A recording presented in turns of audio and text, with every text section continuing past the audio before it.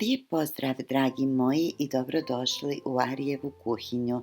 Danas spremamo jedan zaista divan kolač sa nježnim beze koricama, ukusnim kremama. Sav je mekan, sočan i preukusan.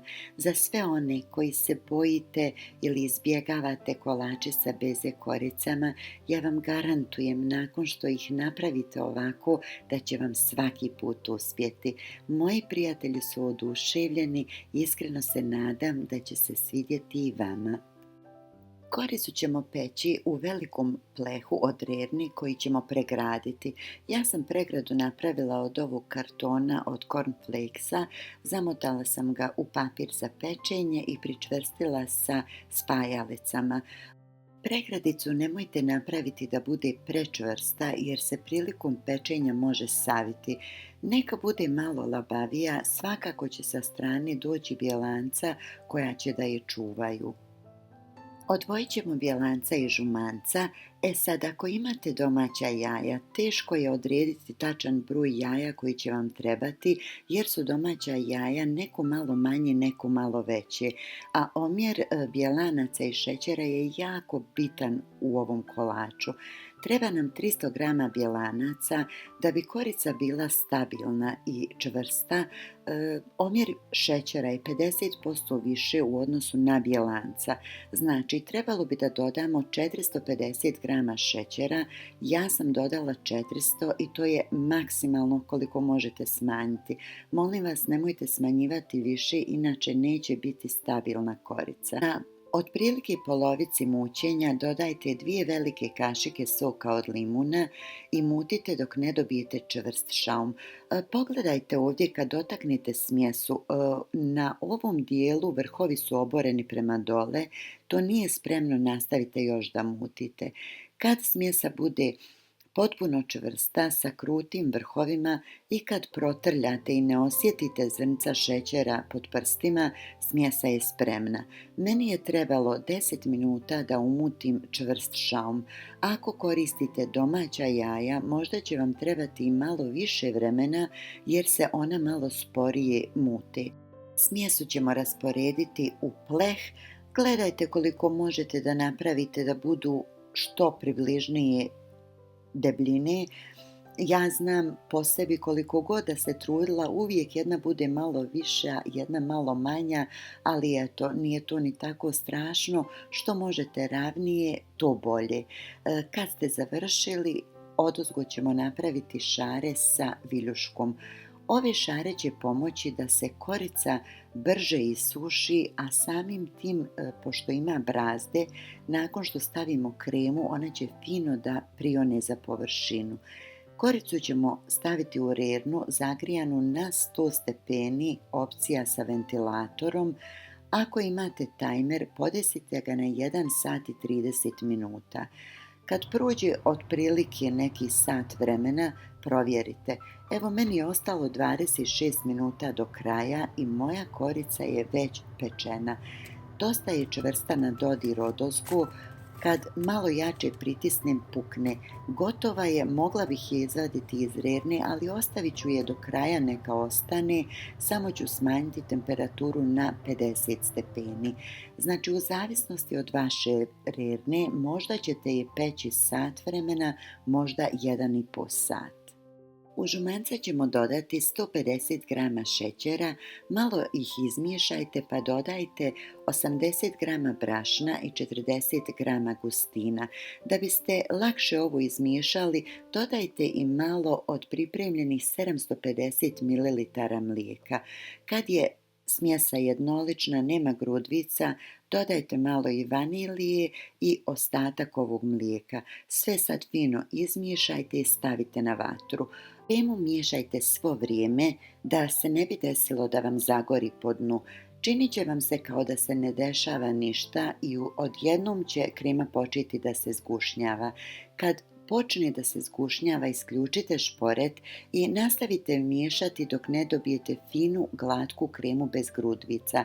Za ovo treba otprilike nekih 5 minuta vremena.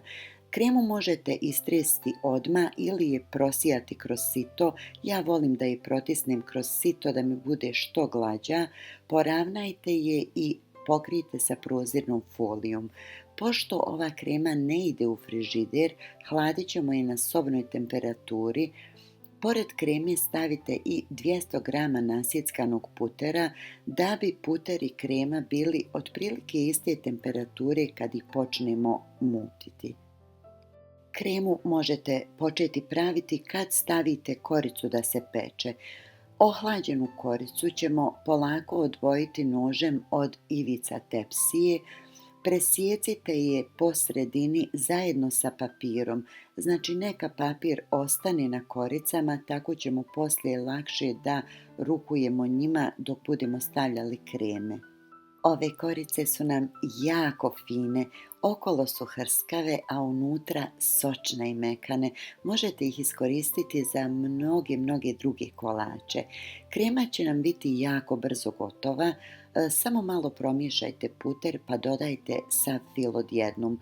Mutite mikserom da se sve sjedini. Vodite računa da sastružete ostatke i sa ivica zdjelice, da se sve fino sjedini.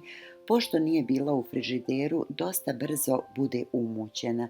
Podijelit ćemo je na 2 jednaka dijela, pa u jedan dio dodati 100 g bijele linolade mliječne, a u drugi dio 100 g nutele. Umjesto nutele i linolade vi možete da dodate po 100 g otopljene bijele i tamne čokolade. Znači šta imate u kući to možete da iskoristite, isto je. Dodat ću i po 2 velike kašike mljevenog plazma keksa. Plazma keks ovdje ne služi da bi učvrstio kremu. Krema je dovoljno čvrsta i bez toga. Plazma keks da još jednu dodatnu notu što se okusa tiče. Ja volim da je stavim. Znači ako imate plazma keks možete ga dodati, ako ga nemate u kući ne morate ga kupovati radi ove 4 kašike. Koricu ćemo premazati prvo sa tamnim filom, poravnajte, istresite svijetli fil, pa opet poravnajte.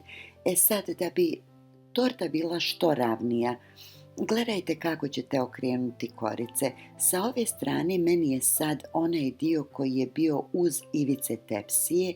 Sad ću da okrenem na kontrastranu. Na ovu stranu ću da stavim onaj dio koji je bio okrenut od pregrade, da bi bila što ravnija.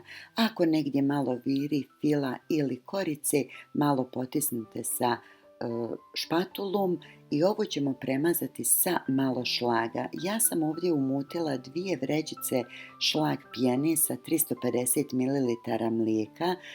Premazala sam tanak sloj, ostavila u frižider na 2 sata, odstranila ove ćoškove.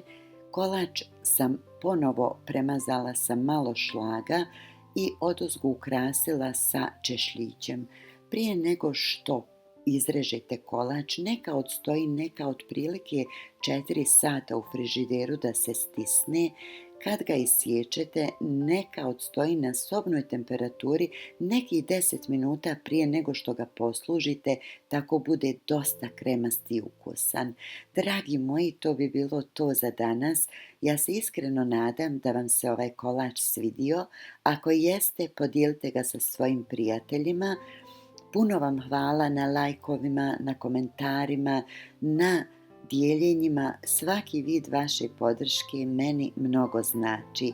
Do sljedećeg kuhanja ostanite mi zdravi i nasmijani. Puno pozdrava i poljubaca od vaše Arijeve kuhinje.